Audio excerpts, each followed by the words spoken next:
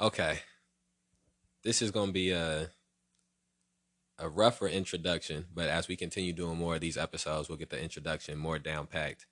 So we've had Leaderless by Ari Perez. We've had The Social Construct of Leslie by myself, Leslie Rolfe. We've had the Rockford Reading Daily podcast, which has consisted of multiple different people doing the readings, but primarily me doing the readings and then reflecting on the passages within there.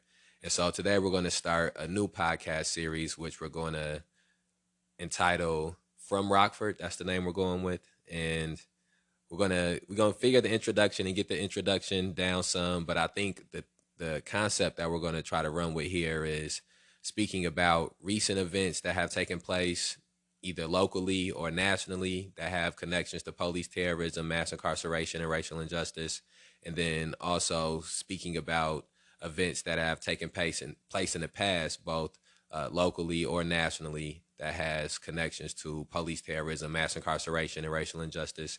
And I think actually in general, one of the things that we'll probably do as well is try to speak about some issues that have global connections to the issues of police terrorism, mass incarceration, and racial injustice. And so it will be myself, Leslie Rolfe, and Ari Perez. Not sure what day or time these podcast episodes will come out or when the first one will come out. But once this first one comes out, the plan is to put them out weekly. So our the first week in our first episode will be covering the shootings and murders of Donovan Lewis in Columbus, Ohio, shot by the police, and the murder of Peter Jaeger in Rockford, Illinois, shot and killed by the police. And there is also another police shooting that took place in Zion, Illinois, that we'll speak about as well, where a man was shot and killed by police officers. And we'll speak about some of the commonalities that those shootings have with each other and some of the differences that they have with each other. And then we'll also speak about some of the commonalities and differences that these shootings have with the shootings that have taken place in the past in this country. And before we dive into the first article that we're going to read, I want to remind people that every day, three people in this country are shot and killed by law enforcement, which averages out to more than 1,000 people a year being shot and killed by law enforcement. I think it's the Washington Post, which has a website that they update regularly with statistics about people who have been shot and killed by the police. And I think it's very important to understand how common this happens and how regularly it has happened when we begin to speak about why these things continue to happen. And so let's read this article from the Columbus Dispatch about the shooting of Donovan Lewis, the murder of Donovan Lewis. This is an article that was published on September 10th. And it's the first portion of it reads like this. Nearly 2 weeks after the fatal police shooting of Donovan Lewis, members of his family are preparing for his funeral Saturday as the investigation by the Ohio Bureau of Investigation continues into his death. Lewis, 20, was fatally shot early August 30th while Columbus K-9 officer Ricky Anderson and several other officers were trying to arrest him on multiple felony and misdemeanor warrants. Police obtained multiple warrants for Lewis, who was wanted on a felony charge of improper handling of a firearm, a misdemeanor probation violation, and misdemeanor charges filed in connection with an August 10th domestic violence and assault incident involving Lewis's girlfriend, court records show. Police body camera video shows Lewis did not respond to officers at the door of Lewis's apartment on Sullivan Avenue, who arrived shortly after 2 a.m. and were knocking for 8 to 10 minutes and identifying themselves as police. One of two other young men in the apartment finally answered. Those two men, who have not been identified or charged, were detained in handcuffs outside the second-floor apartment at the three-story building on the 3200 block of Sullivan. Police, including a K-9 and his handler, Anderson, a 30-year veteran, went into the apartment. Police warned that they will release the dog, but Anderson leashes the K-9 as he and another officer approach the closed bedroom door where Lewis is inside. Anderson opened the bedroom door as the officer yelled, quote, "Hands," end quote. Within a second of the door opening, Anderson leans into the doorway opening and shoots Lewis, who was sitting up in bed with what Police Chief Elaine Bryant said later turned out to be a vape pen in his left hand. Lewis was handcuffed, patted down, and carried out of the apartment and downstairs to a grass area outside.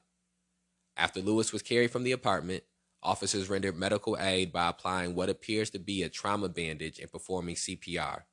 Medics, who did not immediately respond despite being told 3 times to go straight into the scene, arrived several minutes later and took Lewis to Ohio Health Grant Medical Center, where he died at 3:19 a.m. A search warrant return filed by Columbus Police and Franklin County Municipal Court on Wednesday shows what was collected as evidence from Lewis's second-floor apartment. The return warrant shows no firearm was found in the apartment. While the Ohio Bureau of Criminal Investigation is the lead agency investigating the shooting, Columbus Police obtained the search warrant on their behalf.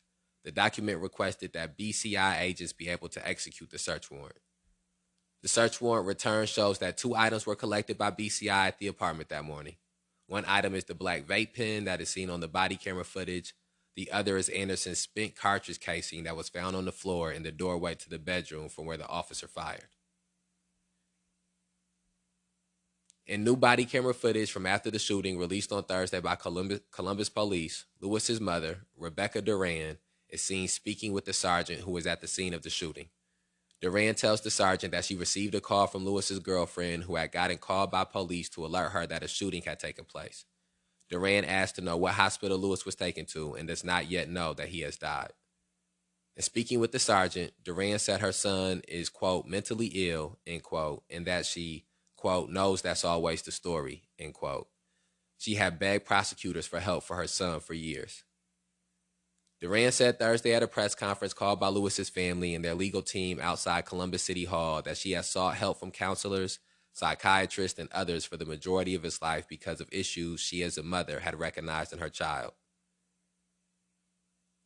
Quote, he was special and different and had good and bad days. People thought it was discipline issues and not a mental health issue, end quote, Duran said. Before a crowd of more than 150 demonstrators gathered last Friday to protest Lewis's death outside the Columbus Division of Police headquarters downtown, Lewis's parents publicly spoke for the first time about him. Quote, he was so sweet and so kind, even when someone disrespected him and there was a situation, end quote, said Darrell Lewis, Donovan's father, who is black. Quote, he was so forgiving, he would forget about it and still come to you and show you love, end quote. Duran, who is white, said her son loved music.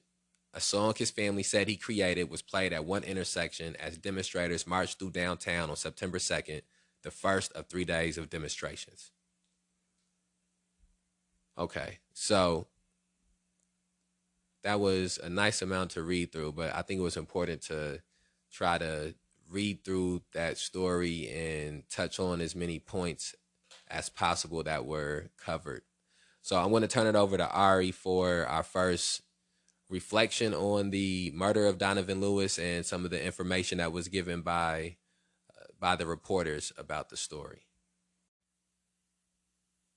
I think what stick out to me most about this Donovan Lewis shooting, this Donovan Lewis murder, is there's this idea out there, there's this narrative out there that police officers or law enforcement are somehow part of the community, or community officers or community policing. And in fact, I think this case shows quite clearly that that is not the case. The police officers are not part of a community, or they're not part of a civilized society. They are agents of the state. Community officers, people who are part of the community, don't come up to your house in the middle of the night, with guns and dogs and say the person up there is going to get bit by a dog. These are agents of the state. We cannot trust these institutions anymore. We cannot trust these institutions to just take their place with the society, or take their place at the picnic, or take their place at the basketball game. No, the same police officer who giving your kid an ice cream cone is the same police officer who will pull up to your cousin's house, break into your cousin's house, and let off some shots. That's the same police officer. These are agents of the state. Because if this was a true community organization, a true community-based institution, Donovan, the mental health aspects that his mother talked about would have been addressed. Donovan Lewis's life would have been addressed more adequately. His mental health would have been addressed in an adequate way. But no, these are police officers who dehumanize a certain aspect of society and who take that us versus them, that us versus them mentality. Where the people, they're not concerned about Donovan Lewis as a human being. They're not concerned about Donovan Lewis as a person. They're concerned about Donovan Lewis, the person not even the person, the thing that is about to be put into handcuffs. That's what Donovan Lewis is to these police officers. Not a human being like them, but a subhuman. That's what his life is. That's how police officers, that's how we can see 3 shootings, 3 murders happen a day here in the United States. Because they act as if we, the people, are subhumans. So as I was reading about the Donovan Lewis shooting and looking up different articles, I seen that in Columbus, in this area, there have been 3 police shootings that had taken place in an 8-day period.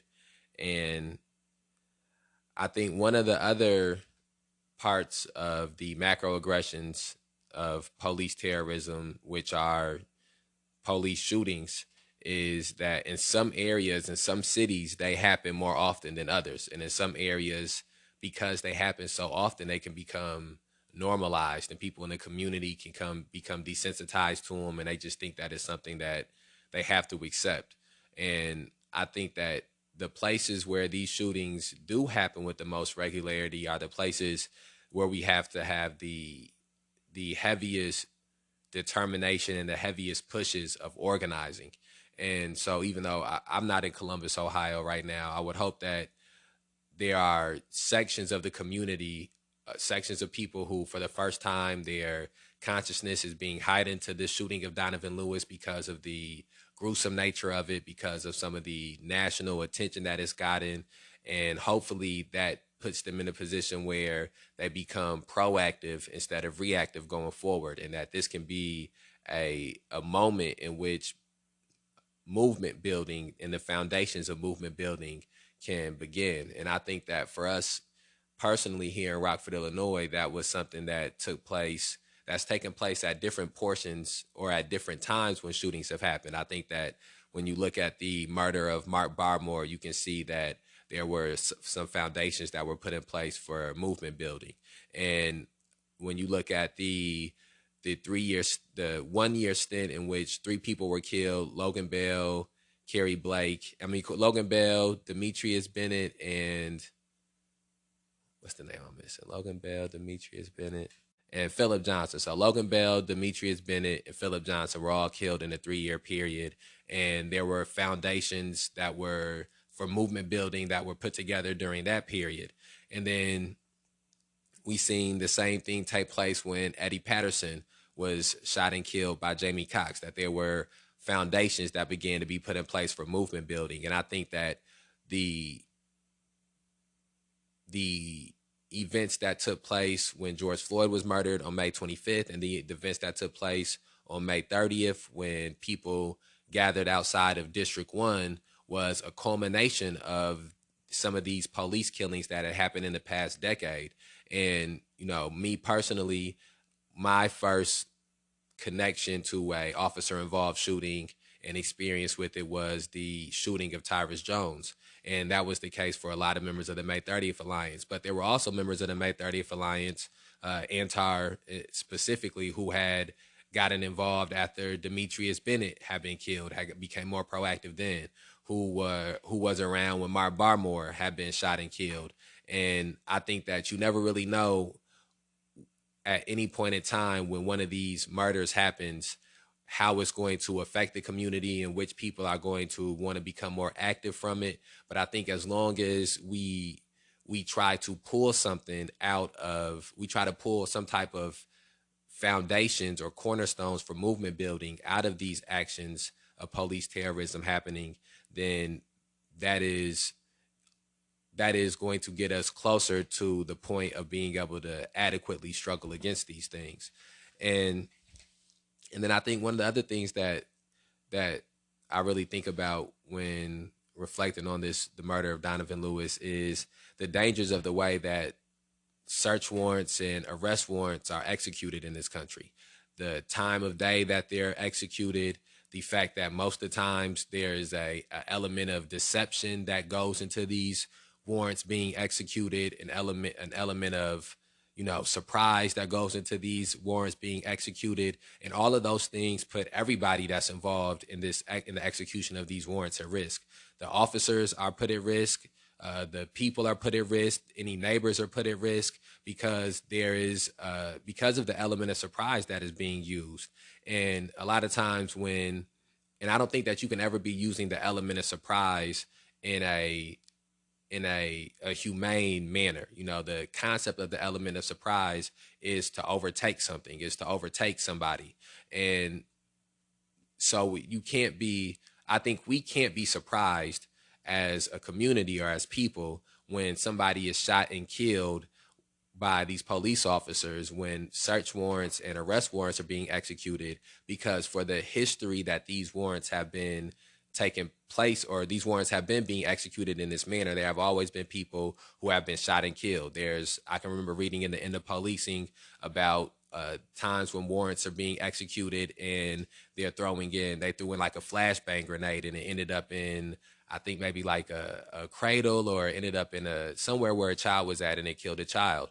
And I think that, when Breonna Taylor in 2020, that was a warrant being executed. I think back to Malcolm X speaking about in the 60s, 63 or something like that, speaking about these no knock warrant legislation being passed in New York, and he called it a anti-Negro legislation being passed, because he said it was an excuse for for police to be able to kill black people that were inside their homes. I also think about the book Rise of the Warrior Cop. Rise of the Warrior Cop? Yeah, Rise of the Warrior Cop, the militarization of America's police force. And one of the things that they document regularly throughout that book is the changing of castle doctrine, and how at the inception of this country, the idea that a police force could storm into somebody's house unannounced, or even with any type of warrant, or for any of the litany list of reasons that police go into people's houses now, was something that was unfathomable and outside the realm of possibility. And we see now how often these things happen. And I think in coordination with that point, the idea that, or the concept of police officers consistently being in a shoot first, ask questions later mentality, which goes, like Tari said, about the us versus them mentality. And as long as you have a shoot first, ask questions later mentality, then you have a mentality where people are guilty before being proven innocent. As long as you have police officers whose policies and procedures make it that they mistake vape pens for guns, or mistake hairbrushes for guns, or cell phones for guns, or even at times nothing at all for a gun, and they feel justified in shooting somebody because of that, then it means that person, just by being suspected of a crime, even before even in an allegation sometimes even occurs, this person is guilty before being proven innocent. And I think that all of those things, in coordination and in culmination with each other, are why we again get to this statistic of 3 people a day being shot and killed by law enforcement in this country.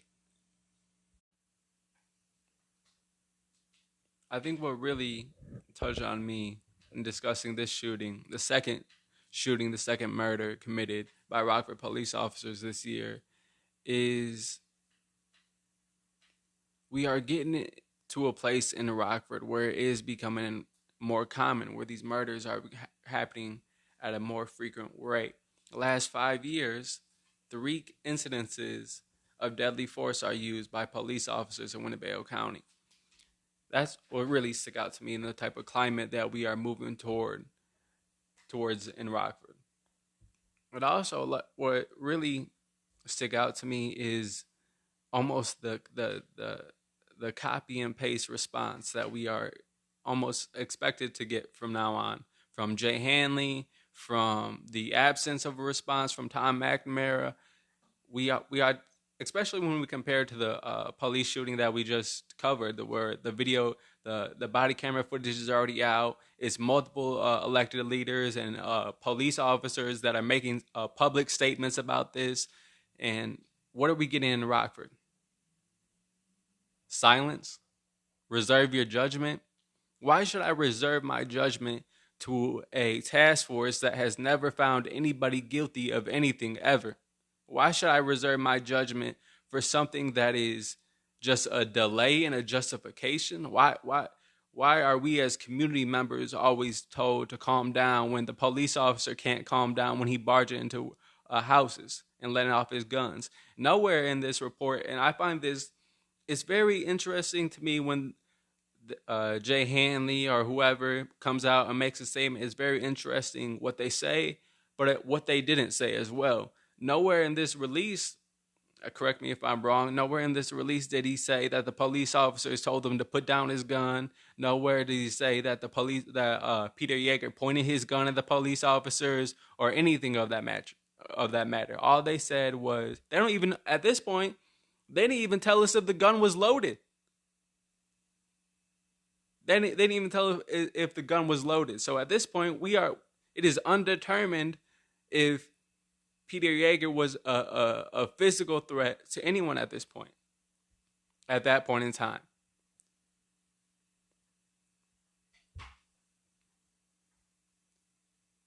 That's what really stuck out to me. The response of the institution, the response of these institutions that are almost, it almost seems as if they are meant to domesticate us, as if these statements or these press releases are just meant to hopefully this will be enough and people won't think about it no more and people will forget about it, and in 3 months and 4 months and 5 months will put out a release saying it was all justified. A man was murdered. No press conference, no real investigation, just the same old task force that has investigated over 15 cases of deadly force and has found each one of them justified. It's disrespectful to us as a community. It's disrespectful to us as human beings. It's the idea that we're just supposed to blindly trust institutions. What has this task force done to show that it's reserved its judgment? What has this task force done to show that it's unbiased? Are you going to realistically tell me that an institution that has 100% justification rate does not have a bias?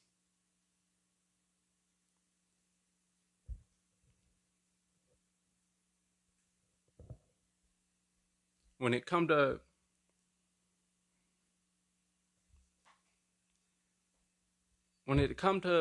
discussing Peter Jaeger, it's also important to discuss this narrative that is really quite disgusting to see, this narrative that is disgusting to see be rolled out on such a frequent basis. This suicide by cop narrative. This idea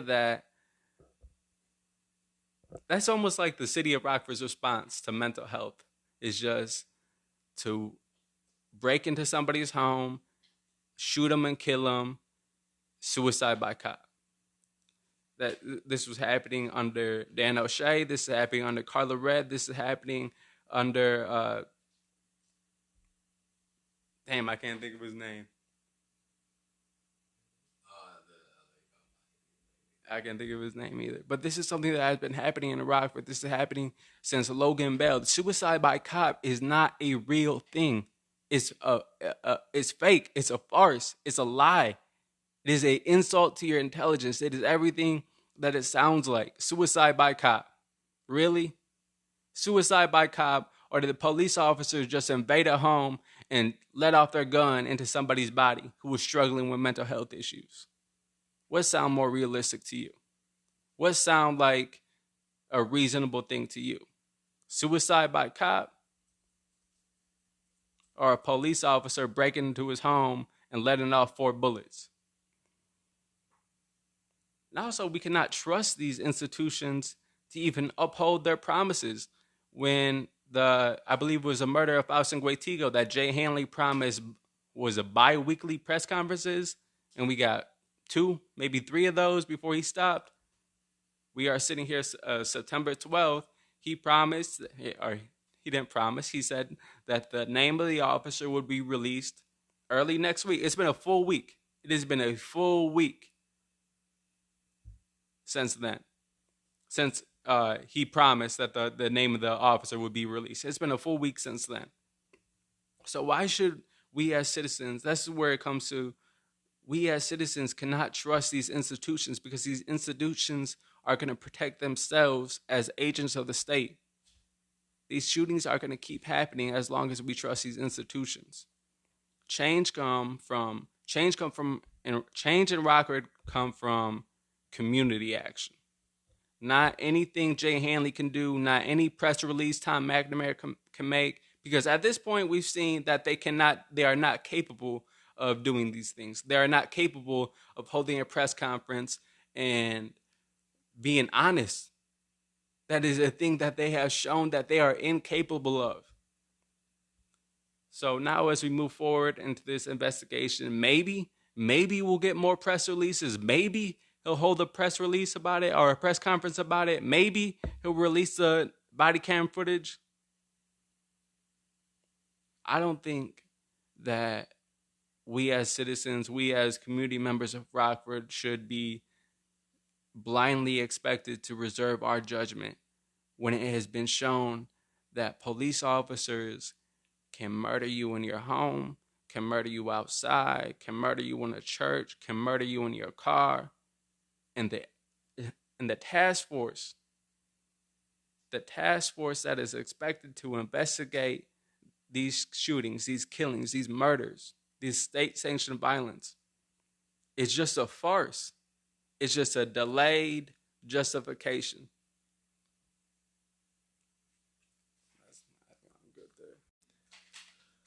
Okay, let's move on to the shooting and killing of Peter Jaeger, which took place in Rockford, Illinois on September 1st, 2022. So this story is from Rockford Register-Star. The name of the man shot and killed Thursday has been identified as Peter J. Jaeger. Winnebago County State's Attorney Jay Hanley and the Winnebago Boone Integrity Task Force released the man's name Friday, as well as more details about the events leading up to the shooting. At about 8:25 p.m. Thursday, Rockford police officers were dispatched to 4175 Linden Road for a domestic disturbance. The caller informed 911 dispatchers her husband, Peter Jaeger, was being verbally abusive towards her. The domestic disturbance escalated, and the woman locked herself in the bathroom and waited for the police to arrive. Hanley said during the 911 call, Peter Jaeger can be heard yelling at his wife and claiming he may commit suicide by police when they arrive. The officers arrived at 8:31 p.m., according to Hanley. Shortly after their arrival, officers heard the woman screaming while Peter Jaeger appeared to be breaking into the locked bathroom where she was hiding. Believing the domestic disturbance had become physical, Hanley said the officers made entry into the house through the garage. Almost immediately after making entry, Hanley said the officers were confronted by Peter Jaeger, who was holding a gun. One of the officers fired 4 times at Peter Jaeger.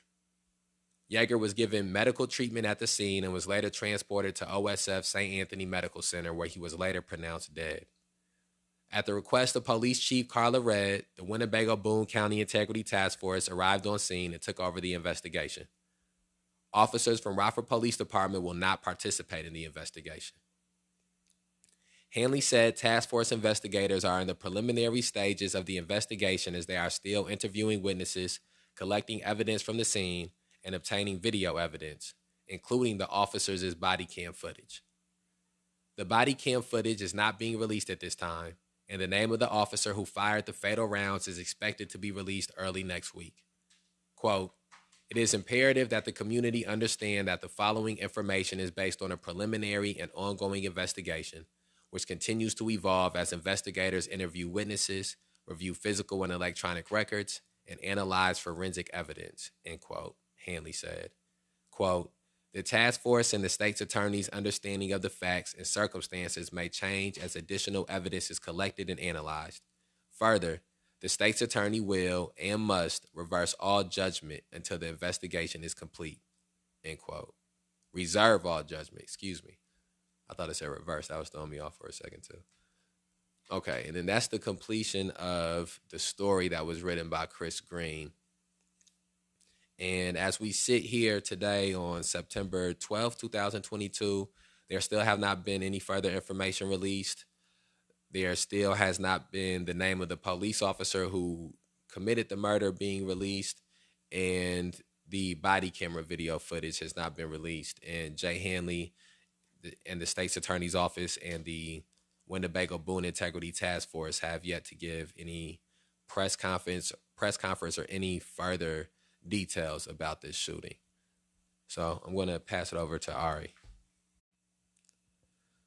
So with all those things being said, I think what also comes into play is the importance of keeping the receipts of these different murders that have taken place, and the importance of remembering these dates, remembering these events, remembering the names of the people who have been killed, remembering the names of the officers who have been involved in these killings, remembering the names of the state's attorneys, remembering the names of the different Winnebago Boone Integrity Task Force investigators, so that way we can, when articulating how this is an institutional problem, we can properly show people that. I think a lot of times people believe this narrative of it being just a few bad apples, or it being just a few bad police officers that are ruining it for the vast majority of good police officers. And I think it's not until you look into multiple events of these police shootings and see how many people are involved in first answering the call, and then whichever officer or officers do the shootings, then the officers who are there at the shootings initially after it takes place, the police chief who helps to provide coverage for these officers, the police union who keeps coverage for these officers and make sure that they are paid even when they're on administrative leave after killing somebody, essentially getting a paid vacation to commit murders. And then the state's attorney's office who continually support these justified findings, and then the different branches of law enforcement that are involved in the Winnebago Boone Integrity Task Force who continually find these shootings to be justified. And that's not one person or two people or three people. By the time you go through all these different layers and all these different institutions, you get to a place where 15 to 20 people are involved in justifying these acts of violence. And that happens repeatedly throughout the years. And once that has happened so many times throughout the years, and you look up, you see that there's nobody's hands who are clean from these acts that have taken place. And so I think that not just keeping receipts so that way you can point out the individual officers who are wrong, but keeping receipts so that you can point out how this is bigger than an individual issue and it's an institutional issue is important.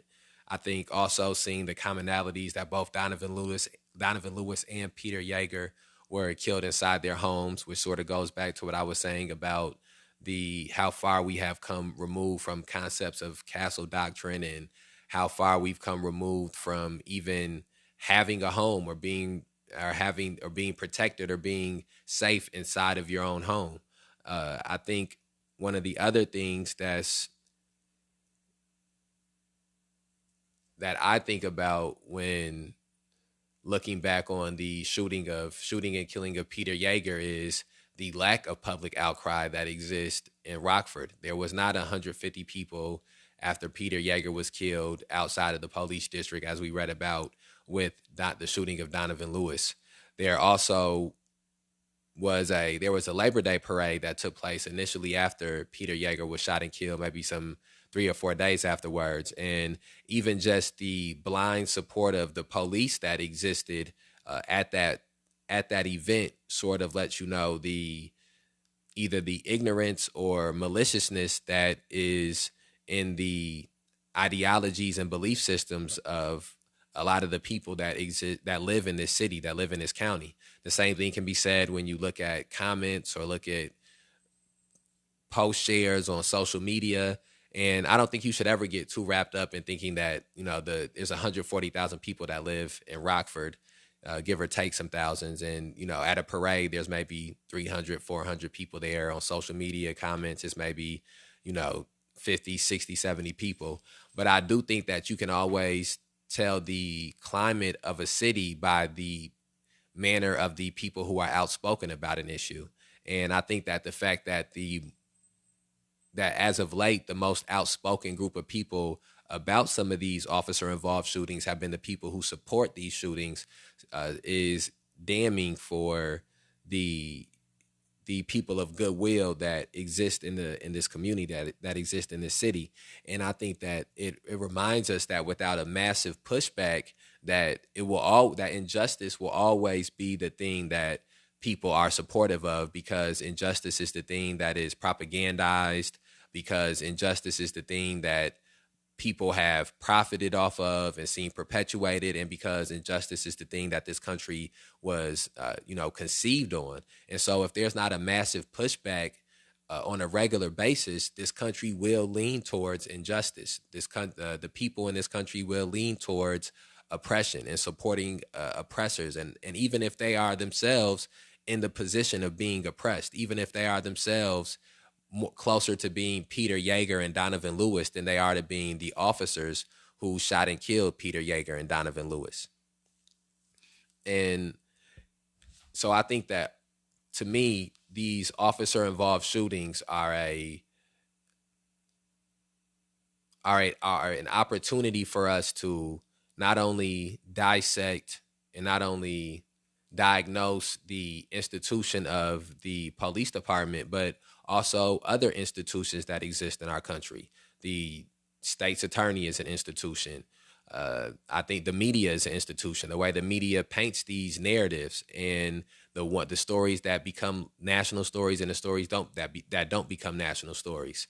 I think it's also a way for us to be able to dissect and diagnose our society and different communities and different values, our value systems as well. And again, I think for my last point, I will wrap up, is just the understanding inevitability as part of being involved in this type of a struggle. And the inevitability of officer-involved shootings is that another one will happen again. There will be another one in Cleveland, Ohio, where Donovan Lewis was murdered at. There will be another one here in Rockford, Illinois, where Peter Jaeger was murdered at. And the only way we will get to a place where there are not 3 people being shot and killed every day by police, there are not 1,000+ people being shot and killed every day every year, by police, is if we have a massive resistance to the institution of policing that exists in this country. Okay, so as we get ready to wrap this episode up, we do just want to read an article about a shooting that took place in Zion, Illinois, mainly because we want to give multiple different ways in which these acts of police terrorism manifest. And also, I think it's important because it's in the area. It is in Illinois. It's, I think what you said was like 60 miles or something like that, 60 miles away from Rockford. And I think also it's a more complicated case. I think each one of these stories that we've read have become progressively more complicated. The Donovan Lewis one is he has no weapon. He's unarmed. So he's inside of his home. He's not posing a threat. And so that's the type of shooting that, as of late, has been less controversial for people to condemn. And when I speak, and I guess I should say people who already condemn these shootings as as an issue, or who people already accept that these shootings are an issue. There are a portion of this country who, no matter what happens, they will not believe that these shootings are an issue. But there's another portion who believes that, and this is when you start getting to people who believe that there's just a few bad apples or a few bad cops, who believe that when you were killed in the manner George Floyd is killed, that's inhumane or that's unacceptable. When you killed in the manner Eric Garner is killed, that's unacceptable. However, those people when it becomes more complicated, like Peter Jaeger, somebody who has a weapon, even though he's not firing the weapon or shooting the weapon, and nobody is in danger of being shot by him in that exact moment. For some people, that's more complicated. And when we get to this story here, this one becomes even more complicated than the Peter Jaeger story. So I'll read the passages or the paragraphs from it. We'll have a small reflection, then we'll wrap this episode up. A Zion police officer shot and killed a man who Lake County officials said had a gun and was trying to break into a home Thursday evening. The mother of the man killed told police she had an order of protection against him and he was trying to break into her home. Officials said they got a call saying the 47-year-old male relative, who the coroner's office has since identified as George Franklin, was trying to break into the home in the 2800 block of Ezra Avenue. Zion police responded to the call within minutes, officials said. When police got there, they said he was in the backyard attempting to get into the house. Police said George had a gun and refused to drop it and started shooting at police. Quote, the man produced a firearm out of his clothing, turned toward police officers with the firearm, and shot rounds, end quote, said Christopher Covelli with the Lake County Major Crime Task Force. Quote, the police officers retreated. The man ran approximately 1 block to the west with the firearm. A third police officer that arrived on the scene encountered the man, and that third police officer did shoot the man, end quote. George's mother, Josephine Franklin, says she told police she was concerned for her well-being. Quote, I need to know the truth, end quote, Josephine said. Quote, I don't want to know anything but the truth. I will not rest until I find the truth, end quote. George was taken to Vista East Medical Center in Waukegan, where he died. Preliminary autopsy reports indicated that he died from multiple gunshot wounds, the coroner's office said. None of the officers were shot in the incident, but the officer who fired the fatal shot was taken to an area hospital for evaluation. Police said there was an order of protection against George, but he had not yet been served with the order. An investigation by the Lake County Major Crimes Task Force is ongoing. And I'll pass it off to Ari to give us our final thoughts, and I'll just add this to some of my thoughts about the shooting in Zion, Illinois. I think, firstly, because of the amount of times that there has been false information been put out by police, or one thing has been said by police and turned out another has been true, or half stories or narratives that we've been given by police, until video camera footage or body camera footage or dash camera footage is released, it's always hard for me to take the words of these police officers at face value. I think that specifically with some of our experiences, whether it be with having false charges put against us through protesting, or whether it's seeing people have police officers say one thing happened when you talk to the person or anybody else on the scene and they say something different happened, I have a very strong distrust for the words of police officers. And I think that strong distrust is one that is, again, another thing that has become more of an accepted norm. And that's why you see these body camera rollouts happening at the extent in which they do happen.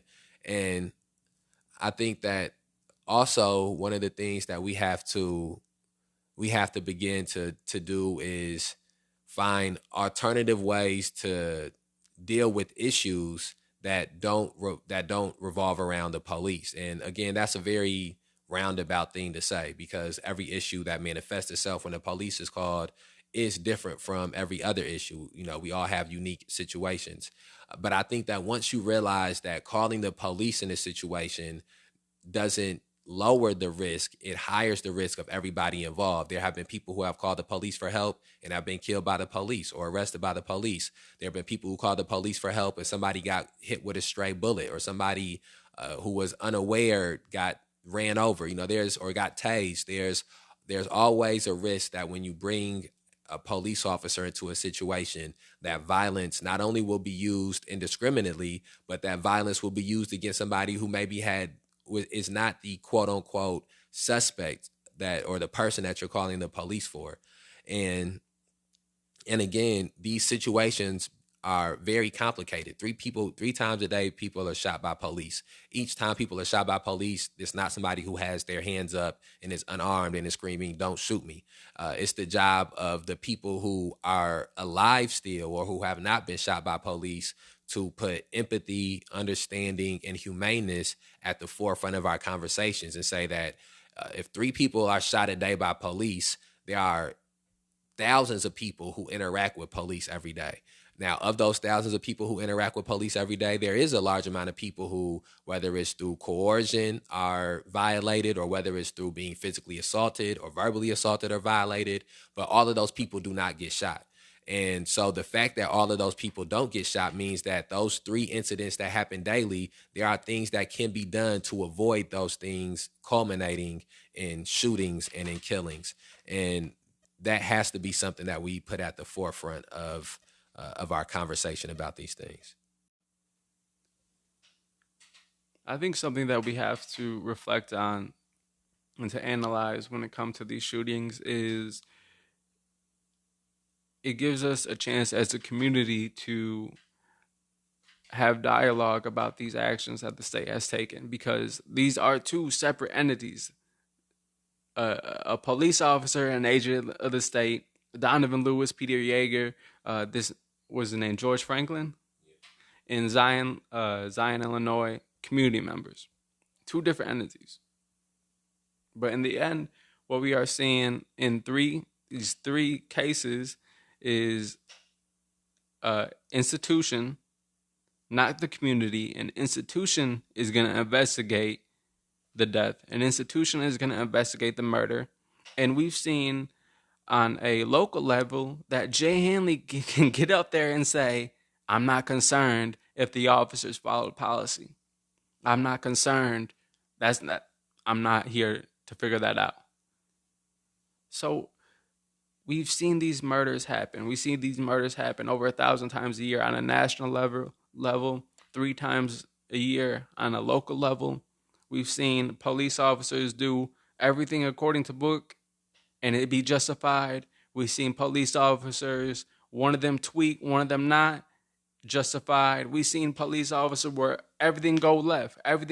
He do exactly what he not supposed to do, and in the end, all he got was 2 months off work, paid. But the response is the same as at the institution level. The response is the same. The response is going to be the same at the institutional level until we as a community act together in dialogue and communication and reflection to change that. That's really what is important to realize in all aspects of these shootings. This is From Rockford, episode 1, weekly episodes. We're going to try to keep this next one a little bit shorter, but we're hopefully you are able to gain something for this. Hopefully this is educational. This is the From Rockford under the May 30th Alliance Podcast Network. My name is Ari Perez. Leslie Rolfe, episode 1.